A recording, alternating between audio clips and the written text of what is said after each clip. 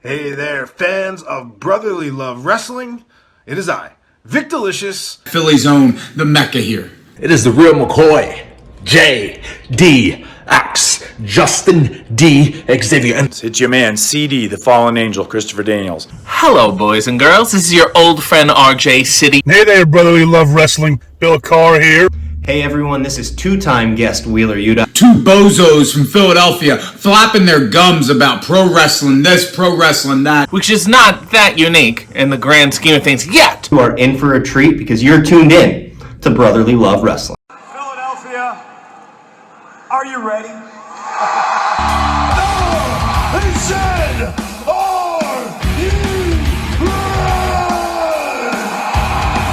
This is Brotherly Love Wrestling Podcast, your first stop for everything professional wrestling. So sit back and enjoy wrestling talk at its finest with your hosts, Larry Hall and Joe Corrado.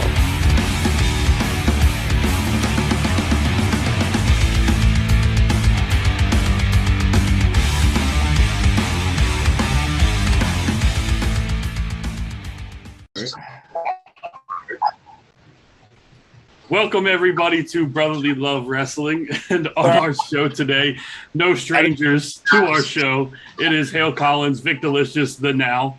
Welcome back, guys. Might as well just call him co-host at this point. Yeah. I don't want that responsibility. Why? You guys do it so well, though. Hale, are you with us? Hale's not with us. Hey. There we go. So no one's any stranger to this dynamic right now. So Hale will be answering 6 seconds too late because he won't hear us. Leaving Vic to dominate the talking once again.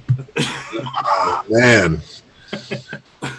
Well, guys, since the last time we had you on, there's been quite a few things that we need to talk about.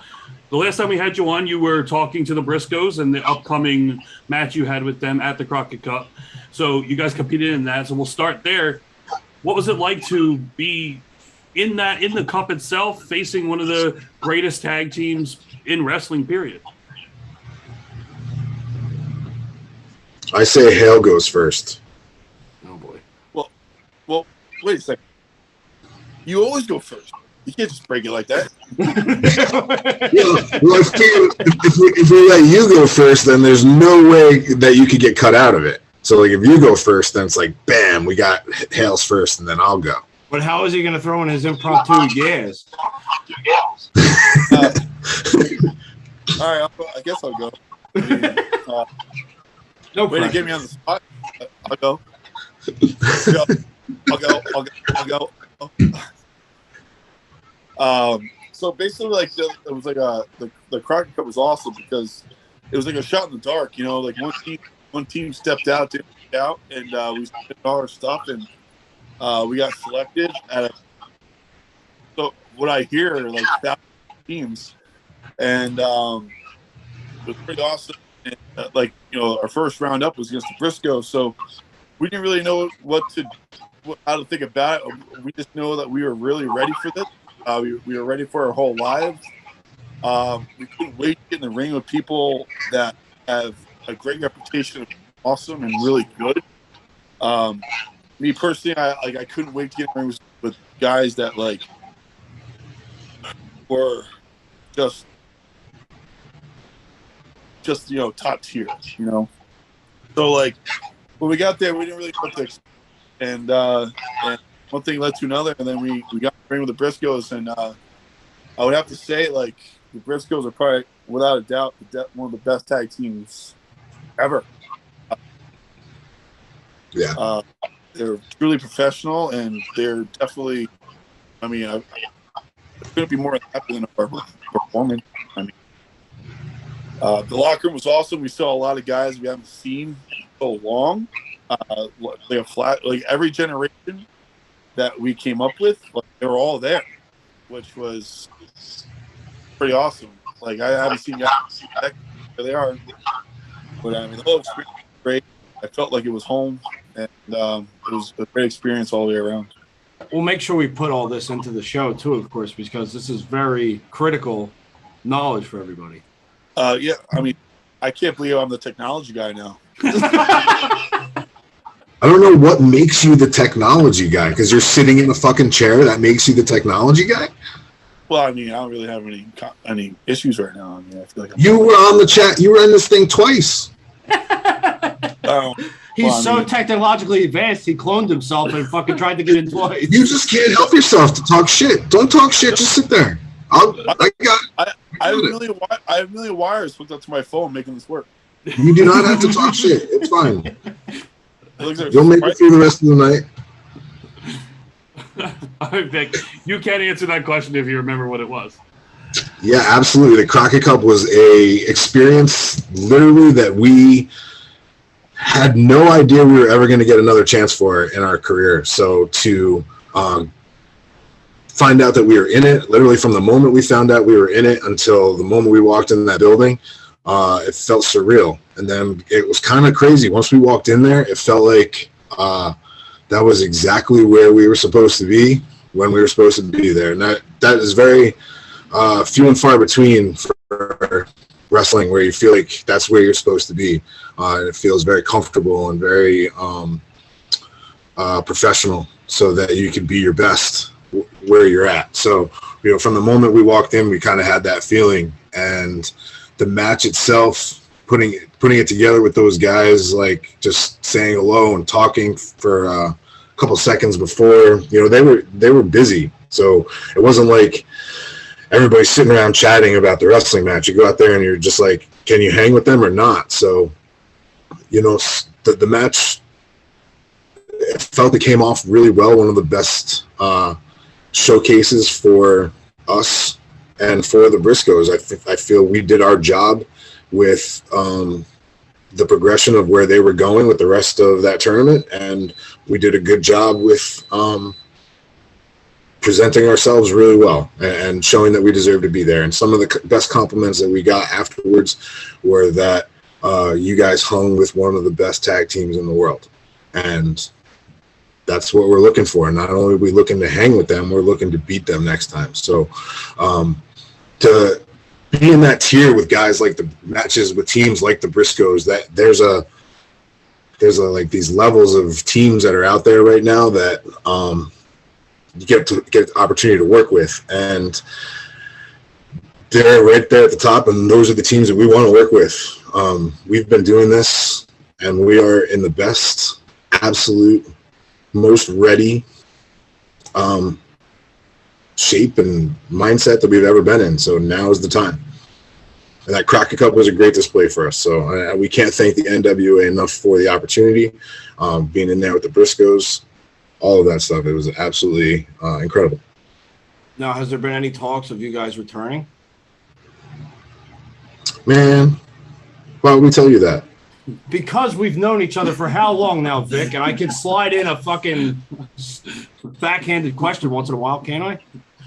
I mean, you can, but I don't have to answer it. Hale? Yeah, I mean, like, there's been talks like, bringing us in and stuff like that, but like, we're like still, but like, in between that time, we really want to wrestle the best tag teams in the world, and or even like the best tag teams that nobody even knows about that are the best. So we're just trying to get in the ring with like such good guys, and like we got in the ring with Rick Flair and Richard Holiday, and that was a fantastic experience. Richard Holiday is awesome.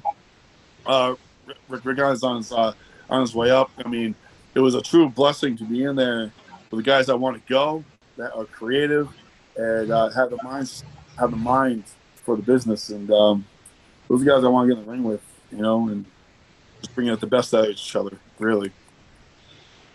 Well, and you talk about like bringing the best out. Not too long ago, you guys became the ISPW Demolition Cup winners, and coming out with the face paint on and winning this and getting the picture, holding that cup with Demolition. I mean, how that moment right there, just looking at that picture, like it was amazing just to see, because to see you guys, as long as we've known you and become fans of you guys and get to know you, like that's a big deal for you guys. You can see it in your eyes in the picture as well. It's huge, man. The Demolition to us is like huge because like on the road, like for like years, we were always like always talking about Demolition. The theme music was awesome, and like at one point, I believe it was like 2010, we started wearing face paint like Demolition, try to get over, but we couldn't get over like them, so we kind of like put on the back burner. Like we got a lot of moves from them, but we like turned them into our own. So being selected to be a part of the Demolition Cup, not only with the Demolition Cup, but like we had a lot of good guys. Carnage crew, like that was so awesome being in the ring with the Carnage crew. We had, DeVito and Loke, like those guys are like legends, especially in Ring of Honor. DeVito wrestled everybody that mattered in the 90s, and to get in the ring with like experience like that, plus my history with his training and stuff like that, it was awesome. We had Alpha Jr. with all his experience. We had the Bollywood. Like, it was just like it was really cool. It was a great experience. It was awesome. Axe and Smash hung out until like the semi-main event. I mean, these guys in their, I don't know, man, what, 70s, And like David said, like, please, if you're a part of the Demolition Cup again, please be first. You know what I mean? I'm like, yeah. But they stuck around, man. It was really cool. They were there. We wore the face paint to honor them. We finished.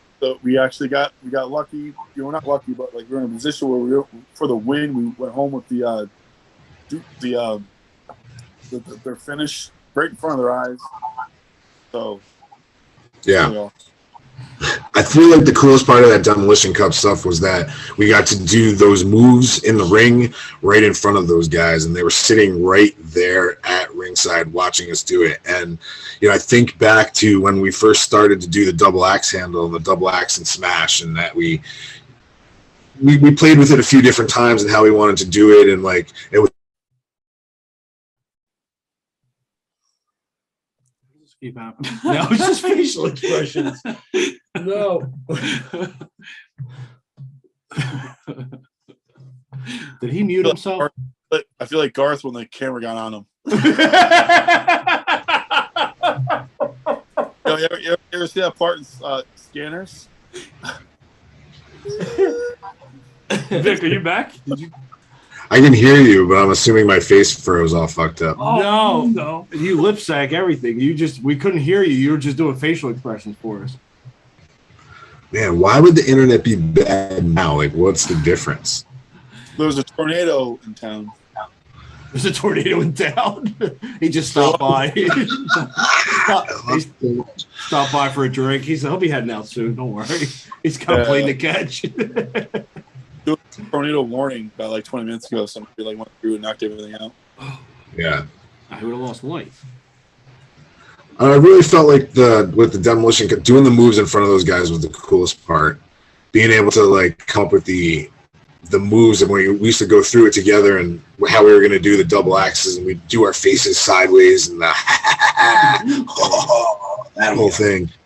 And I did it, and I turned my face, and I was looking at Axe and Smash while I did it, and it was like so surreal, man. Like WrestleMania 6 is one of my favorite WrestleManias, and I watched Smash for thousands of times. I watched that match, like Jesse Ventura, when they would talk about they three-peated, and like just everything about it, man. Like just you get very few moments, and like Heart Foundation's a big one, and like we got to have that moment with Heart Foundation, like which was so awesome. Like we got to be in there with Brett and with the Anvil, and like we had like a whole thing with all that, and like Demolition is part of that too now for us, and like what we've got to do through our career, man. And it's so cool when you think about it, because you don't start out with it ever thinking that that's going to be the stuff that happens to you, but then when it does and you look back, you're like, man, that's so cool that happened. It's really awesome. And we have nobody. ISPW has given us such an opportunity and allowed us to fall in love with wrestling as a team together. I can't thank Tommy Fierro enough for that. And it's been a great experience going there, becoming the tag team champions, having a chance to work with guys we haven't ever had a chance to work with before, challenging ourselves. and then being there for each other, and like we're proving to each other that we're showing up, and that our tag team continuity, that we're the best that we've been so far, and that's important too. We had 3 years worth of stuff to work out, and we got a chance to work through it at ISPW and get ourselves ready to do that Crockett Cup and then to win the Demolition Cup. And like where we're at right now, like I'm confidently can sit here and say that we could wrestle against any tag team in the world. That's so cool to say. That's awesome. Like we're confidently like ready to do that. That's awesome.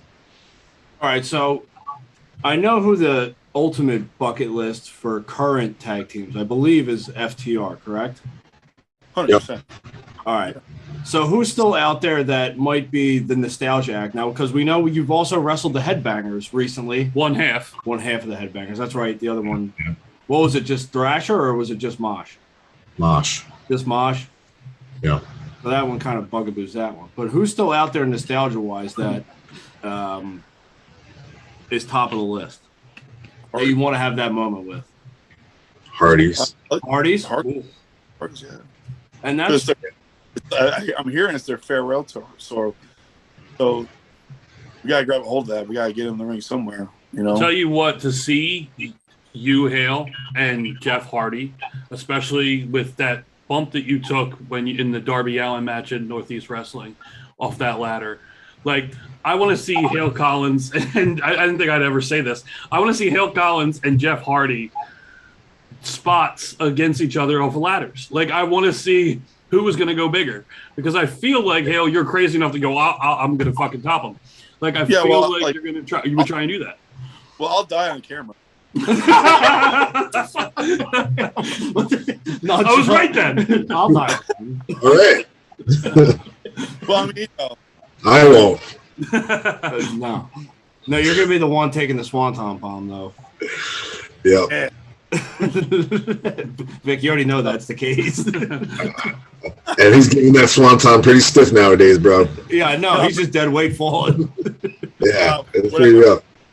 Total rib on Hardy. I'm bringing my knees up. Dude, that might actually help him bounce the right way, though. You never know which fucking way he's falling. No way. It's a great question, though, man. We've never been in there with the Hardys in any way. I've never wrestled Matt. We've never wrestled Jeff. We've never had a tag team match against them. Never. And I mean, if you didn't want to be those dudes, I mean, we can't wrestle the Dudleys anymore. That's done. Edge and Christian would be cool. I still feel like that could somehow happen in a strange universe happen. Yeah. I feel like they could go on they're both back. I mean, they're both cleared. They could eventually go on a farewell tour. Yeah. Also, you know, SAT. I really want to get in with them. Yeah. You know? Yeah, that's an independent match that we've always wanted to have against the SAT. Yeah. And they're back full force. So, like, I really would like to get in the ring with them. I feel like you guys would work the Rock and Roll Express like very well. Yeah, I'll probably put them to death. Yeah. Wait a second. Speaking of the Rock and Roll Express, so I just read. So did you guys hear? Apparently, Ric Flair confirmed today that he's coming back for one final match, July 31st for Jim Crockett. Yep. Okay. So now the word is that it's going to be a 3-on-3 match, and it's going to be the Nature Boy and FTR against the Rock and Roll Express and Ricky the Dragon Steamboat. Wow. Man, the average age on that second team is not looking good. That's pretty awesome.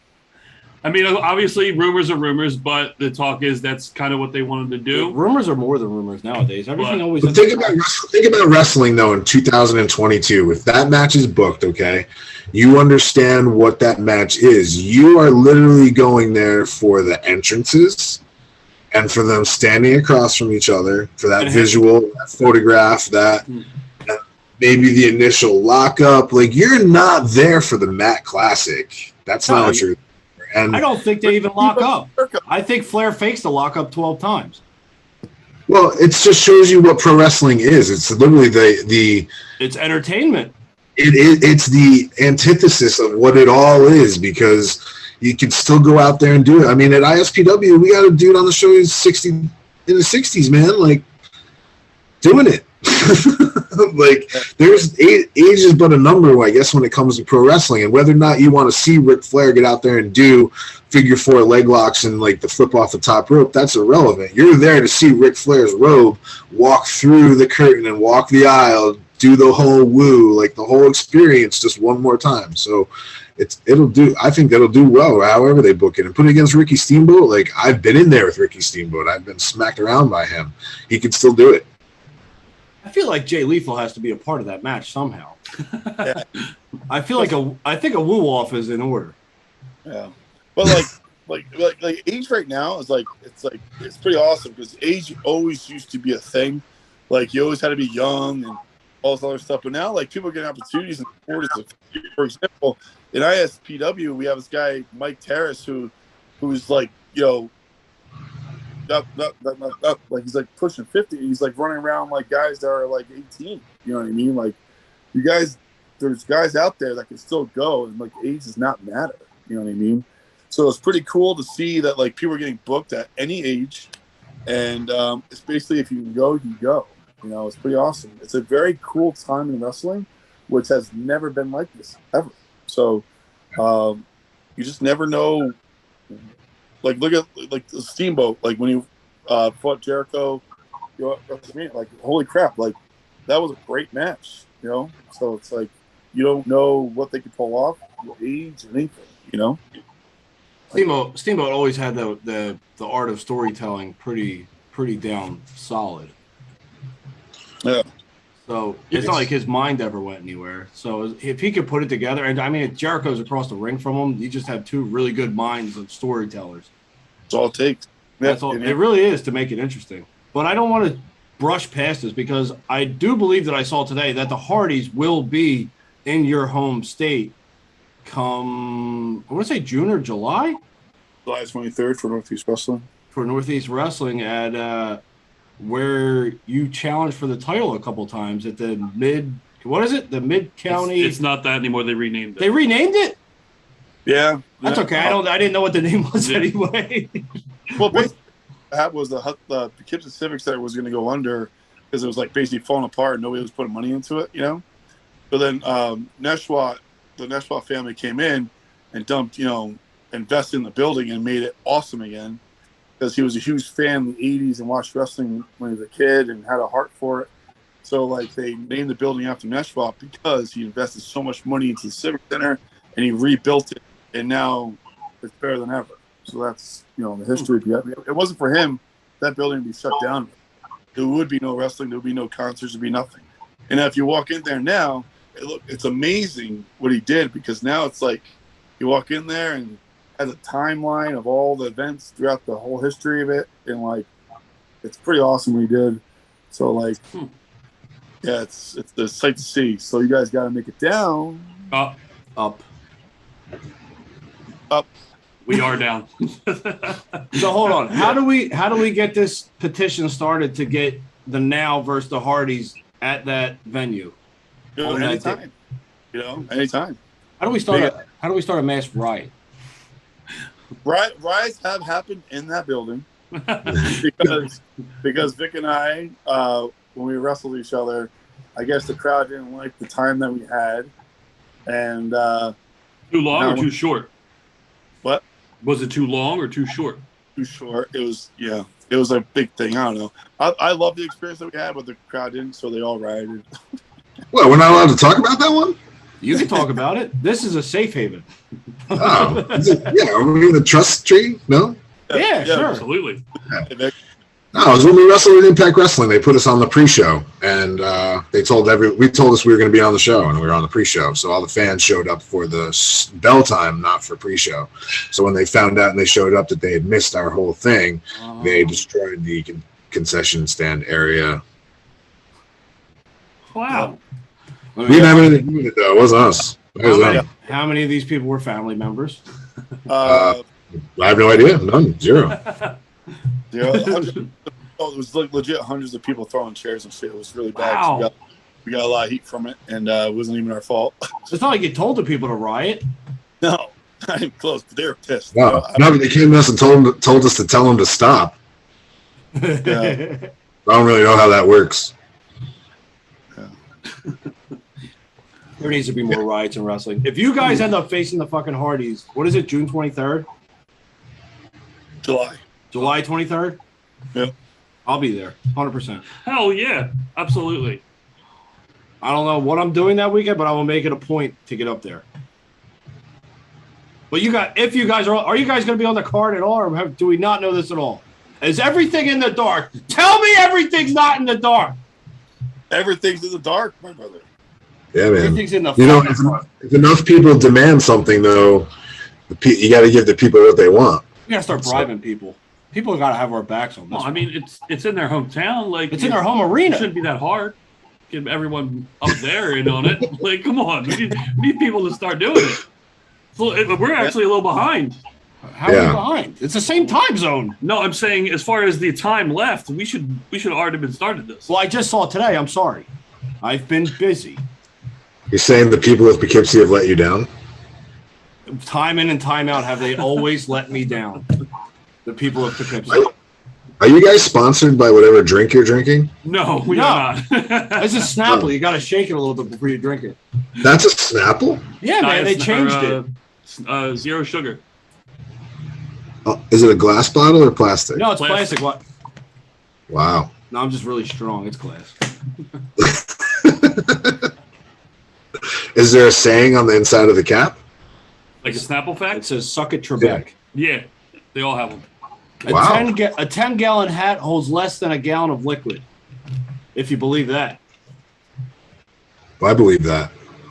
I've never heard a 10-gallon hat holds less than a gallon of liquid. Yes.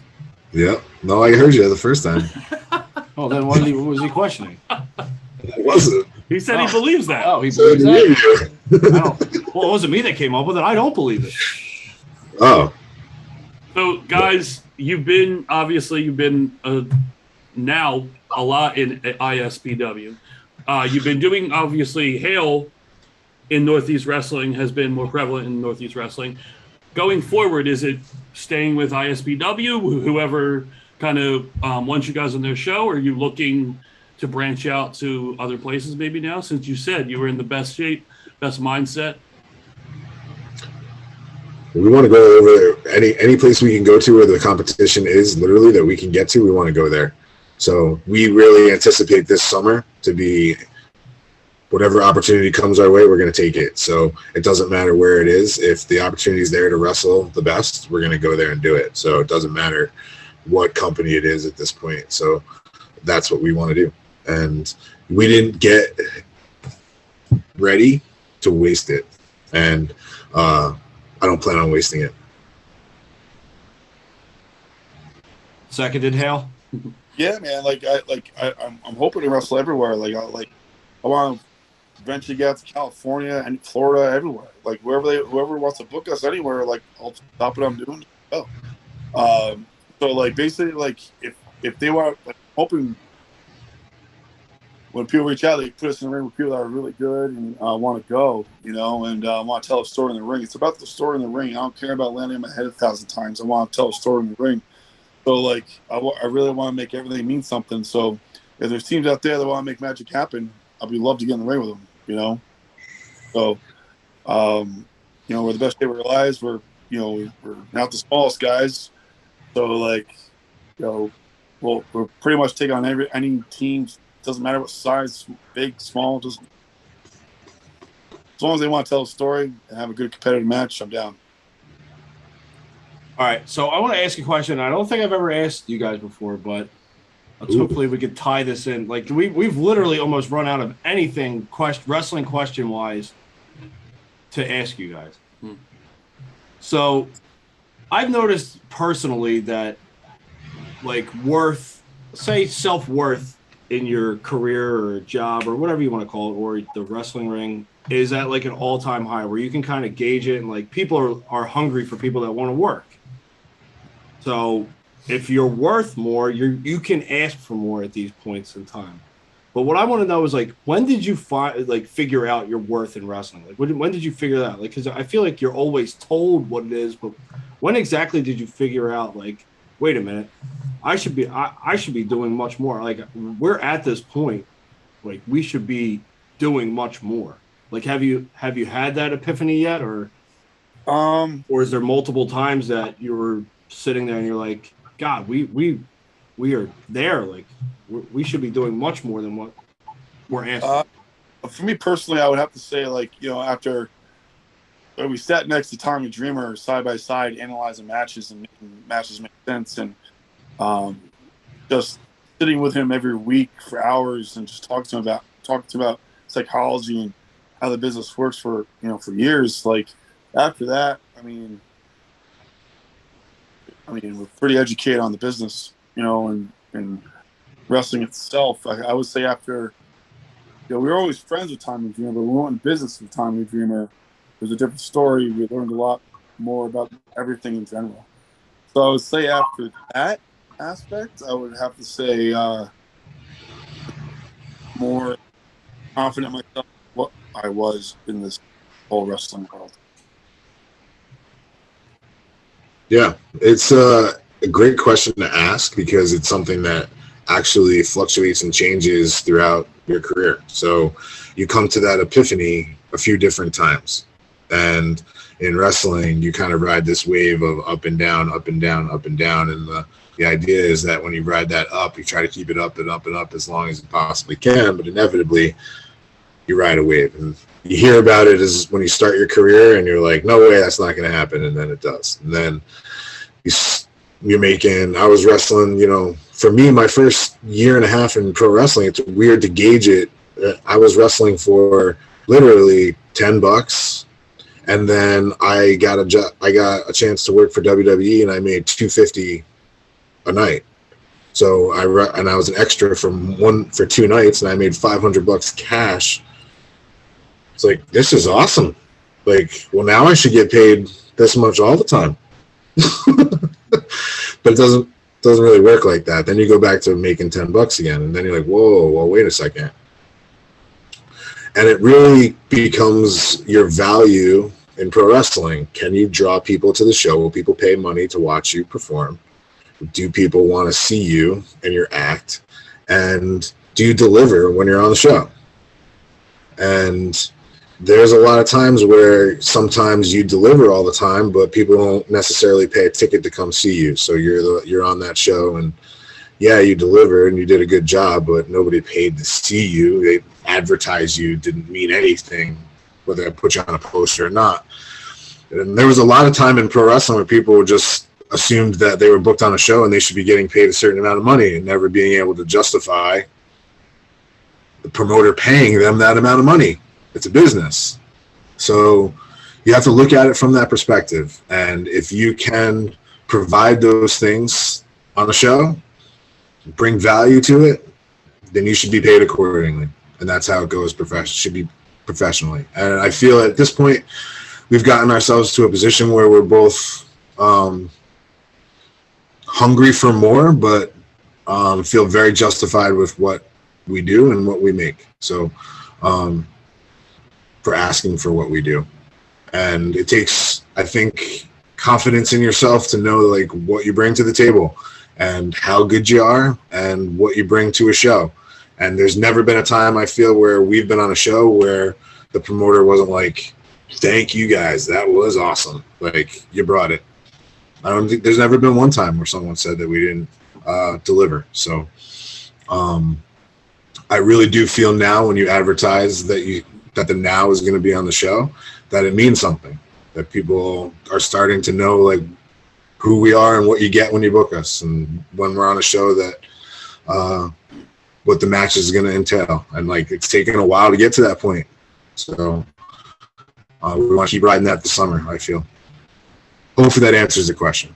No, definitely. I was just thinking about it today, and I was like, you know what? I don't think I've ever asked this. I might have asked a similar question, but never phrased like this. I feel like this was a good phrasing by me. Well done on the phrasing. Thank you. Thank you. So I didn't want to have to toot my own horn. I needed a little help here. Jesus. Hale, was it day 14 with no pizza? Thank you. Finally, to the meat and potatoes of the conversation. No, this has been a really struggle. Because like, I've been dieting really well, but like pizza fails me, so like I'll get like cravings for pizza. I don't like, you know, it's like I made pizza from 16, 22, you know, like a job and off and on. And like I probably ate pizza every week since, I don't know, 16. So like taking a break, I really needed to because I don't know, I've been packing on the pounds. I haven't been really that lean as I want to be. So I'm like, I really just got to cut out the pizza. It's going to be really hard, but it's definitely, I'm not going to lie, it's a struggle. I think about it a lot, and I trick myself into eating it, and this time I haven't. So I'm like 12 days strong, I think, 13, 12. I keep track by looking at my Twitter. That could be I have a question. Can I ask a question? Yeah. Do you have co-host? Have any people that are like owners of the pizza shops in which you frequent, because I know there are several of them, have any of them reached out to you and asked, are you okay? Yeah, I would say Pizza Mia in Highland. Yeah.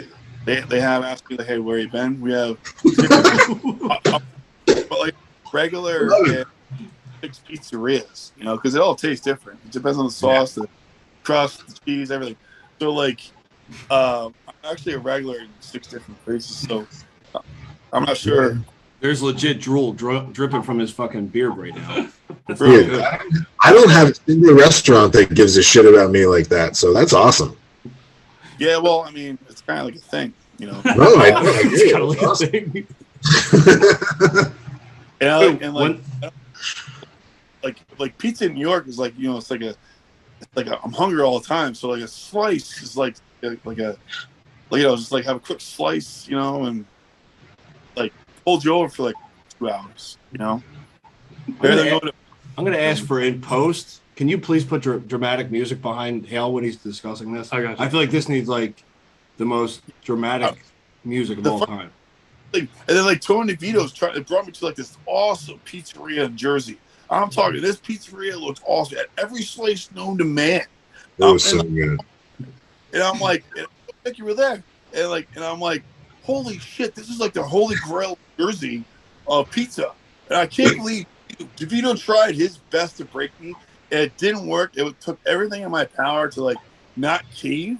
But I did. You want to know why I caved? Because the pizza sat out there longer than 3 hours, I could tell. So I knew I wasn't missing anything really crazy. You know, like I judged like the you know, the color of the cheese, you know, a bunch of stuff. If it coagulates and it gets cold for too long, here's the thing. You're gonna. What about that personal pizza I ordered though? You're gonna appreciate this. He's just like Costanza when he stopped having sex. His brain got clearer. Yes. Hale stopped eating pizza, so now his brain power is like overpowering everything else. Yep. That's why he is the tech guy. Yo, it's funny you say that because I had to do like that. I had to do the public speaking 2 days ago. Like I spoke so fluent. I'm like, whoa, where the hell did that come from? Yo, like in old school when Will Ferrell gets up at the thing and just like all of a sudden just like kicks out this whole like he blacks out and just goes. I don't know where that came from.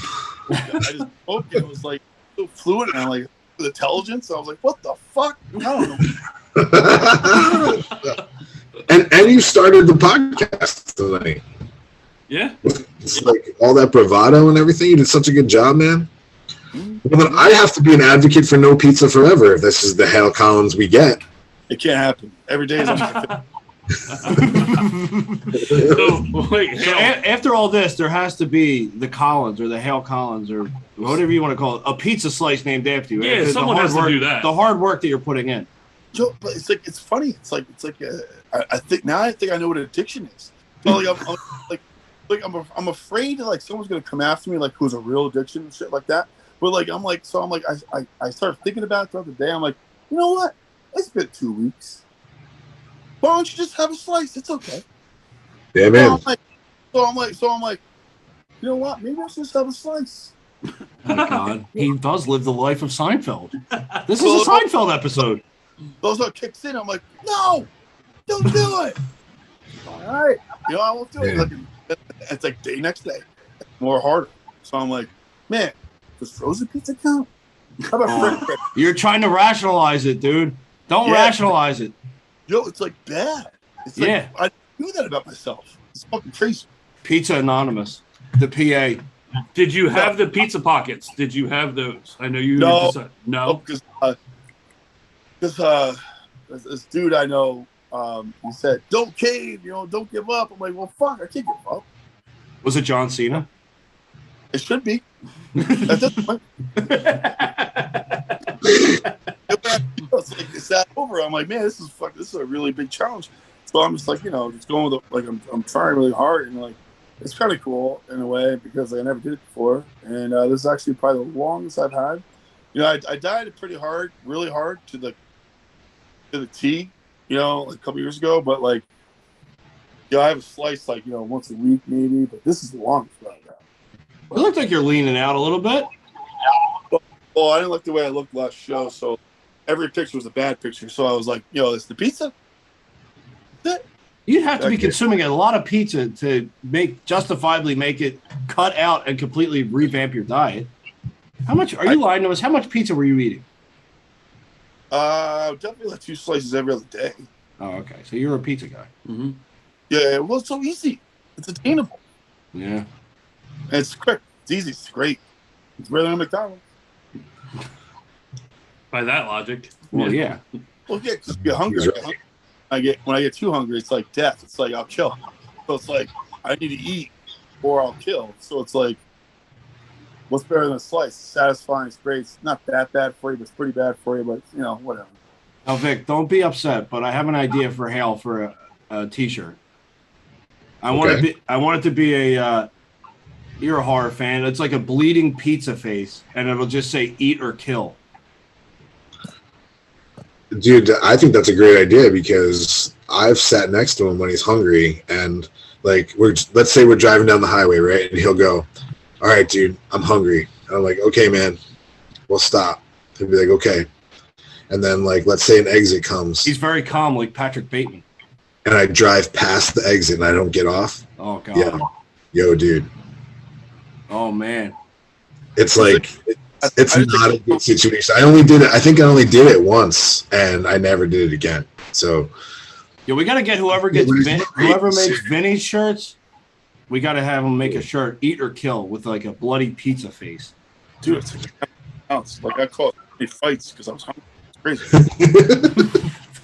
So pizza really solves that very quickly. It's a slice. He knows where all the places are. He just could go in, boom, throw down some cash, walk out. It's in your belly in like a minute. Right now he's doing the motions. He's pretending he's there. Like, did you get like the nice people come? Hey, man, what's going on? Hey, I'm just getting my slice. He's like, yo, it's like everyone's nice to me. It's like a great thing. It's like Cheers. They all know my name. Yeah, exactly. I walk in. No way. Like, hey, is gas station pizza ever okay? No. Stewart's. There's a place called Stewart's around our area. They have good pizza. Yeah, Stewart's does have good pizza, but it's they go very heavy with the toppings sometimes. Yeah, but I mean it's good clutch. Yeah, we're getting good clutch. I'm surprised you do gas station pizza. Yeah, no. Stewart's is good.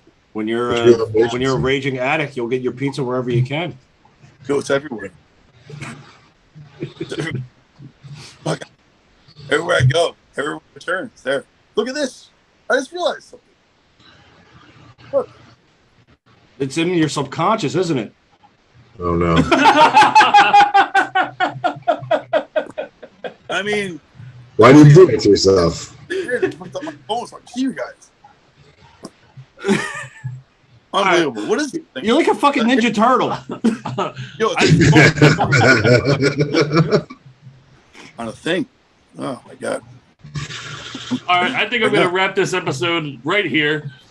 We want to thank, as always, Vic, Hale. Thank you guys. It was great talking to you. And I'm hoping they're facing the Hardy Boys. I'm going to speak that into the atmosphere. Yeah, absolutely. Yeah. I don't know what the fuck. Tell you what, no, he has a fucking chance. Jeff Hardy dance. I'm going to kill everybody. Right, I'll tell you that much. Well, guys, thanks again. It was great talking to you, and we'll be talking to you very soon. Thank you, guys.